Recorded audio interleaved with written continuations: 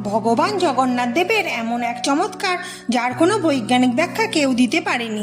পুরীর জগন্নাথ মন্দিরের সিংহদুয়ার দিয়ে ভিতরে এক পা বাড়ালেই সমুদ্রের ঢেউয়ের কোনো শব্দ আর শোনা যায় না।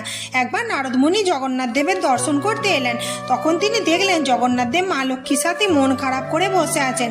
তখন উনি প্রভুর কাছে চিন্তার কারণ জিজ্ঞাসা করলেন। তখন প্রভু বললেন যে সমুদ্রের আওয়াজ তাকে ঘুমাতে দেয় না।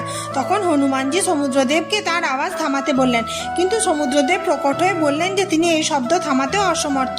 এরপর হনুমানজি তার পিতা পবনদেবকে বললেন যে আপনি মন্দিরের দিকে বইবেন না, কিন্তু পবনদেব এটিও সম্ভব বললেন। তখন হনুমানজি মন্দিরের চারিদিকে বায়ু দিয়ে এমন এক চক্র বানিয়ে দিলেন যে সমুদ্রের আওয়াজ মন্দিরের ভিতরে প্রবেশ করে না। জগন্নাথদেব আরামে বিশ্রাম করেন। আজও মন্দিরের সিংহদুয়ারে প্রথম পা রাখতেই সমুদ্রের শব্দ আসা হঠাৎ বন্ধ হয়ে যায়, কিন্তু এক পা পিছনে যেতেই আবার ওই শব্দ শুনতে পাওয়া যায়। Like, share, comment and subscribe করে আমার পাশে থাকবে।